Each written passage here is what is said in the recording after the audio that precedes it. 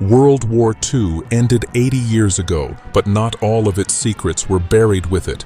From lost gold and vanishing armies, to weapons that could have set the sky on fire, this is the forgotten side of the war. On a quiet afternoon in 1945, 5 Navy bombers took off from their base in Florida. It was meant to be just another routine training mission. The plan was simple: fly out over the islands to practice bombing, turn toward Grand Bahama, and then return to base.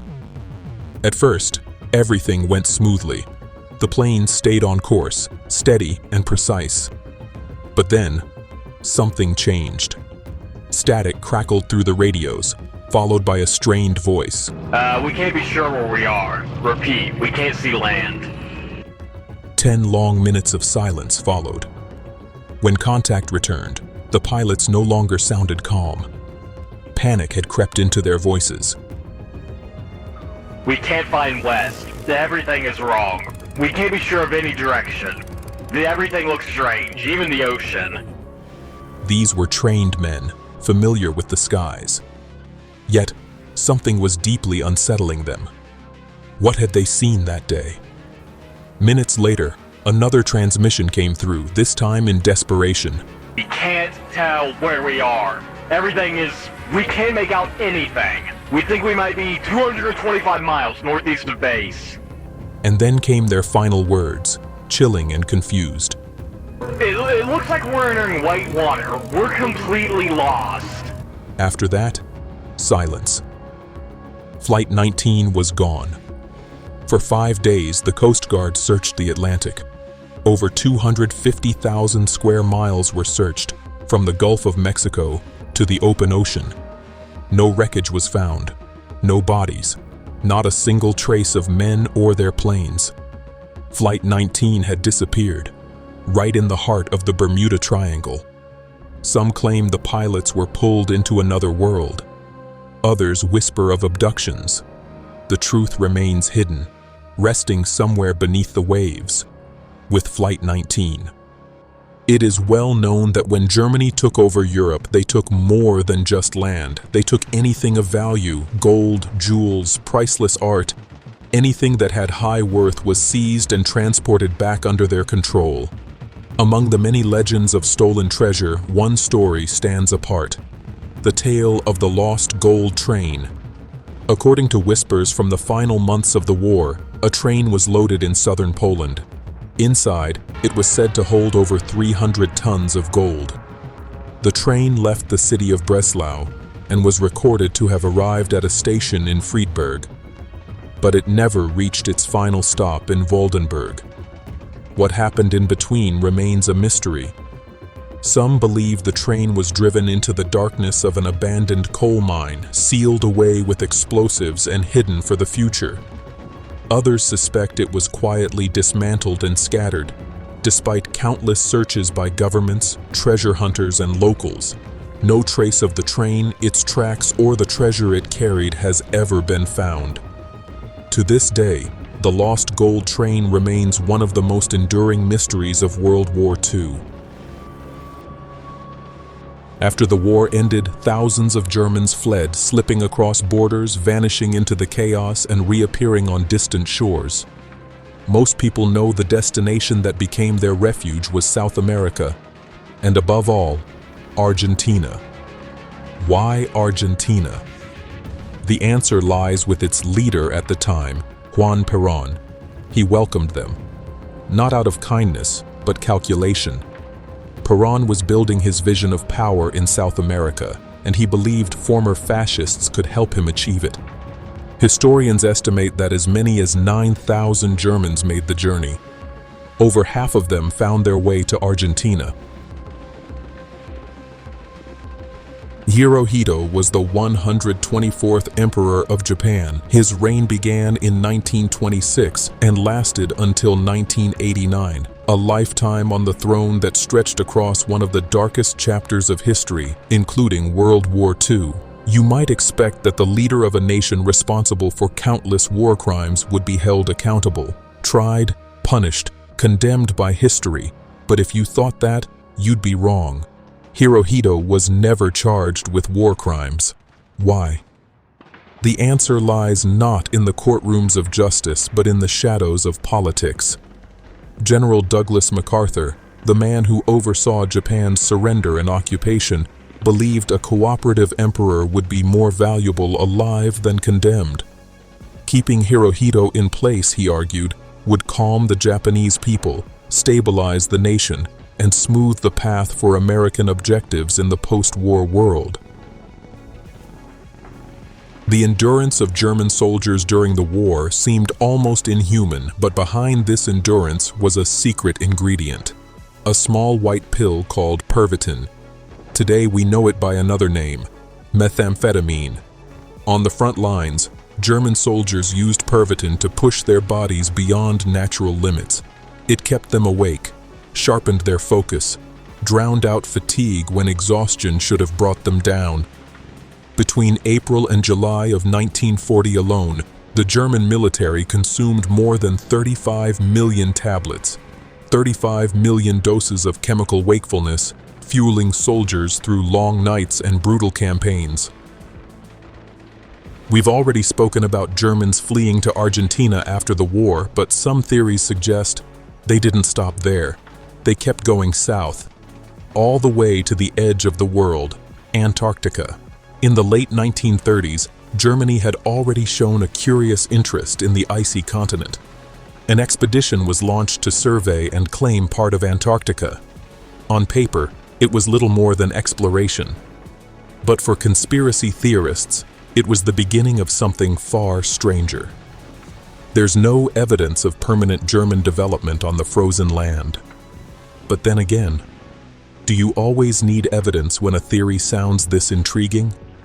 What is true is this. 2 months after Germany surrendered, a German U-boat docked at Buenos Aires. What it had been doing in the months before remains unknown. And that's where the rumors begin. According to some accounts, the submarine carried none other than Hitler himself, along with Eva Braun and other high-ranking Nazi officials. The story claims they were left behind in Antarctica before the vessel finally reached Argentina. Another version suggests something different, that Hitler's ashes and a cache of stolen treasure were hidden deep within an ice cave on the frozen continent, waiting silently beneath layers of snow and ice. Anne Frank was a German-born Jewish girl known the world over for the diary she kept while hiding from the German army. Her words gave the world a window into fear, hope, and humanity during one of history's darkest times. But what most people don't know is that there wasn't just one diary, there were two. Anne began writing her first version in 1942. It was raw, personal, unfiltered, and written for herself. But by 1944, she had new plans.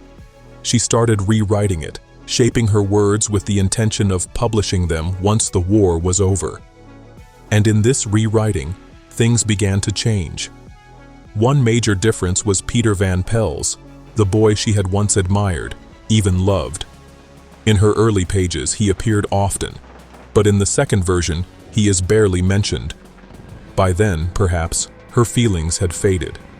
Another change was her mother. In the first diary, Anne described their strained relationship, sometimes with harsh words. In one striking line, she wrote, "She's precisely the kind of example I do not want to follow." But in the rewritten version, that line was gone. Her mother appeared more often, and with more kindness. The armored division known as the Hellcats, and sometimes called the Mystery Division, was tasked with a dangerous mission. After D-Day, their job was to push through France, retaking occupied towns one by one. On January 17, 1945, the 43rd Tank Battalion of the Hellcats, joined by the 17th Armored Division, attacked the French town of Hatton. What followed was a brutal battle.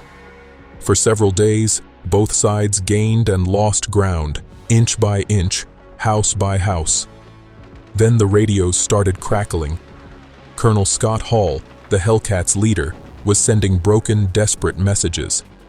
It was hard to understand what he was saying, but you could hear the fear in his voice. The last thing the 43rd Tank Battalion said was, "I guess this is it." And then, silence. The next day, the battlefield told a strange story. Their tanks lay destroyed, but of the men inside, there was no trace, not a single soldier. It wasn't until months later that the truth surfaced. The Hellcats hadn't been killed in their tanks. They had been taken prisoner.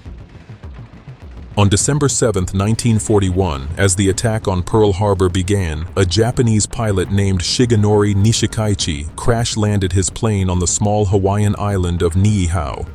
Before the war, Japanese intelligence had believed Niihau to be uninhabited, a safe landing spot where damaged aircraft could await rescue by submarine. But they were wrong. The island was home to a small community of native Hawaiians. At first, Nishikaichi was greeted kindly. The islanders had no idea Pearl Harbor had just been attacked. Among them were Yoshio and Irene Harada, residents of Japanese descent, who could speak the pilot's language. Nishikaichi quietly told them of the attack. They kept it a secret. The pilot was placed under house arrest. He was treated well, until night fell. The news of the attack on Pearl Harbor came through a battery. Nishikaichi's weapons and documents were seized by a local man named Hawila Kaleohano, the very same man who had greeted him when he first crashed. But the pilot was determined. With the help of the Haradas, he planned an escape. When no submarine appeared to rescue him, Nishikaichi chose another path, what he called death with honor. He turned violent, setting fires, taking hostages, and demanding his papers back. The island descended into chaos, but in the end, he was overpowered. The islanders fought back, and Nishikaichi was killed. For the Haradas, the price was heavy. Knowing what awaited him for aiding the enemy, Yoshio Harada took his own life. Irene Harada was imprisoned for 3 years. The so-called sun gun was one of the strangest weapons ever imagined by the Germans. First conceived in 1929, the idea was bold and terrifying. Scientists proposed launching a massive mirror into orbit, so large it could redirect the sun's rays back toward Earth. If angled correctly, they believed it could concentrate sunlight with such intensity, it might boil oceans. The numbers were overwhelming. A mirror 9 square kilometers in size, harnessing the power of the sun as a weapon. In truth, the weapon never went beyond discussions. The technology was far beyond their reach, and even the scientists admitted it might take 100 years to construct. But still, the idea existed. There were many plots to assassinate Mustache Man. One of them was called Operation Foxley. The plan was formed in 1944, and it was surprisingly simple.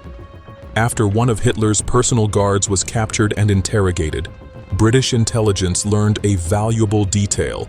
Every morning, at nearly the same time, Hitler would take a 20-minute walk, alone, no escort, no protection, just the German leader. It was the perfect opportunity. A sniper was chosen, trained, and briefed. He would be dressed in a German mountain uniform to avoid suspicion. He was shown the vantage point. He knew the path. Everything was ready. The plan was straightforward. One shot, one life, one war changed forever. But Operation Foxley never happened. Just days before the mission, it was canceled. There were 2 reasons. The first, it was believed Hitler's leadership was actually damaging Germany's chances of victory. The Allies thought he was making critical mistakes that prolonged the war in their favor. The second reason was darker. They feared killing him would turn Hitler into a martyr, a symbol that could rally his followers even after his death. And so, the trigger was never pulled. Hitler lived on, not because he was untouchable, but because the world decided his survival might serve them better than his death.